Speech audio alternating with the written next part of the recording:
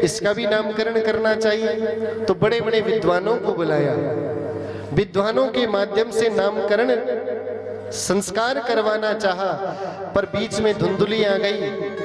9 महीने मैंने अपने बच्चे को पाला है और नाम रखने के लिए कोई और आएगा? जब मैंने 9 महीने इसको पाला है तो मैं ही इसका नामकरण करूंगी। मेरा पुत्र, मैं धुंधली तो मेरे पुत्र का नाम धुंधुकारी होगा। बोलिए भक्तवत्सल भगवान की। अपने पुत्र का नाम रख दिया धुंधुकारी। देखो, जीवन में कभी भी किसी का नाम रखते हो तो सोच समझ करके रखना, ऐसे नहीं अनाप शनाप नाम रख दिए। नाम रखने की विशेष पद्धति होती है। विप्रदेव को, ब्राह्मण को घर में बुलाओ, उसकी राशि के अनुसार क्या नाम निकल रहा है, उसका क्या अक्षर है, फिर उस अक्षर में भी कोई ऐसा नाम ढूंढो जो भगवान का नाम हो। फिर यदि भगवान का नाम समझ नहीं आता तो उसी अक्षर से किसी श्रेष्ठ महापुरुष का नाम ढूंढो, क्योंकि जैसा नाम वैसा ही आगे उसका काम हो जाता है महाराज। तो नाम हमेशा सोच समझ करके रखना चाहिए। इसीलिए तो नामकरण एक संस्कार है हमारे यहाँ, ऐसे नहीं राह चलते बस जो मन में आया नाम रख दिया। नामकरण एक संस्कार है और वो विधि के अनुसार ही होना चाहिए। लेकिन यहाँ ऐसा नहीं हुआ है। धुंधुली ने सोचा मिलता जुलता नाम होना चाहिए, मेरा नाम धुंधुली तो मेरे बेटे का नाम धुंधुकारी होगा। अब धुंधुकारी का अर्थ भी समझ लो। धुंधुम कलहम अज्ञानम लाती इति धुंधुकारी, जो हमेशा अंधकार में ही जिसका जीवन रहे। धुंध कहते हैं ना, धुंध, भैया धुंध पड़ गई। उस धुंध में ना तो पूरा कुछ दिखाई ही देता है, सब अध कचरा सा दिखाई देता है। धुंध में ऐसा ही तो होता है। तो जिसका जीवन धुंधला सा हो वही तो धुंधकारी है।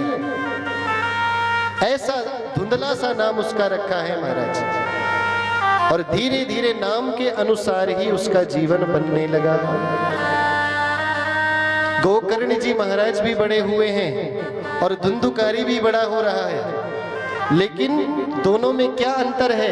एक तो बड़ा विख्यात हुआ है और एक इतना कुख्यात हुआ कि जिसकी कोई सीमा नहीं महाराज। गोकर्ण जी महाराज खूब भगवान का भजन करते हैं, प्रेम से गौ माता की सेवा करते हैं, साधु महापुरुष ब्राह्मणों का सत्कार करते हैं। और वहीं ये धुंधुकारी क्या करता है? जिस गली से धुंधुकारी निकलता है लोग अपने घर के दरवाजे बंद कर देते हैं। दुष्ट आ गया न जाने क्या उल्टा सीधा कर बैठेगा। जिसके भी बच्चे घर के बाहर दिखते हैं उठा करके धुंधुकारी कुएं में फेंक देता है। छुप छुपाते हुए लोगों के घर में आग लगा देता है, किसी के घर से चोरी कर देता है। और हद तो तब हो गई महाराज जब शव हस्ते न भोजनम, मुर्दा घाट में कोई शव जलता है ना, तो वहां जितनी भी सामग्री होती है उठा करके उनको बेच देता है, फिर उस धन से जुआ खेलता है महाराज। ऐसा अधम हो चुका है, ऐसा पापी हो चुका है। कभी नहाता नहीं, हमेशा मदिरा का पान करता है, मांस का सेवन करता है। ऐसा पतित उसका जीवन हो गया। धीरे धीरे महाराज लीला आगे बढ़ी।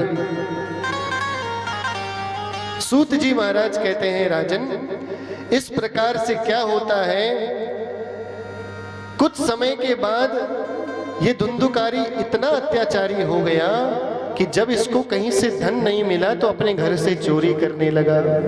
धीरे धीरे चोरी करते करते करते करते सब कुछ, घर का सबरा सामान बेच दिया। और अंत में एक दिन घर लौट करके आया।